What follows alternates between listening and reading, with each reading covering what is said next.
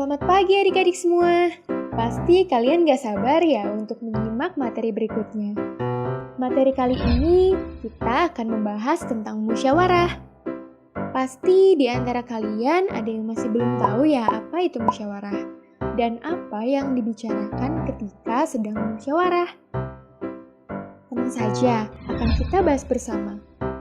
Musyawarah adalah membicarakan suatu masalah untuk mendapatkan persetujuan.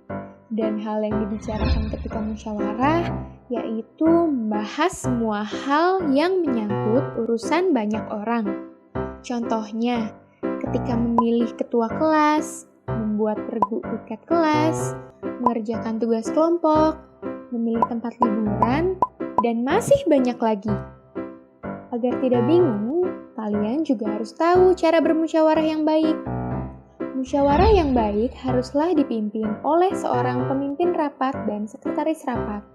Tahu nggak apa saja tugas mereka? Tugas pemimpin rapat yaitu pertama, mengarahkan pembicaraan musyawarah. Kedua, memberi kesempatan anggota musyawarah untuk memberikan pendapat. Ketiga, menampung pendapat dan usulan anggota. Keempat, mempertimbangkan dan memutuskan hasil musyawarah secara adil tanpa memihak. Kelima, memimpin proses pemungutan suara jika keputusan tidak tercapai. Sedangkan tugas sekretaris rapat atau biasa disebut kontulen, yang pertama, sekretaris bertugas membuka rapat, dilanjutkan dengan mencatat hal yang berhubungan dengan musyawarah. Yang kedua, tidak lupa juga untuk menyampaikan hasil musyawarah. Terakhir adalah menutup rapat. Selanjutnya, kita lanjutkan dengan materi sikap dalam musyawarah. Tahu nggak, kalau dengan melakukan sikap musyawarah dengan baik, akan membuat musyawarah berjalan dengan lancar. Berikut ini, sikap musyawarah yang harus kita miliki. Yang pertama adalah sikap toleransi. Toleransi adalah menghargai perbedaan dan tidak membenci atau memusuhi orang yang berbeda pendapat. Kedua, menghargai pendapat orang lain dengan cara tidak mencela perkataannya dan tidak merendahkannya. Ketiga, mentaati peraturan dan tata tertib musyawarah agar musyawarah berjalan dengan lancar dan tidak terjadi keributan. Keempat, mau menerima kekalahan jika keputusan tidak sesuai dengan keinginan. Nah, jika kita menerimanya, maka kita harus tetap bersemangat dan tidak boleh mengeluh, serta tetap berpartisipasi dalam kegiatan lainnya. Kelima, menghargai suara terbanyak.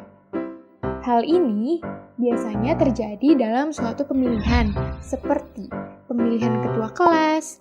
Ketika memilih seorang ketua kelas, pasti ada beberapa orang yang bisa jadi ketua kelas dan dilakukan pemungutan suara untuk memilihnya.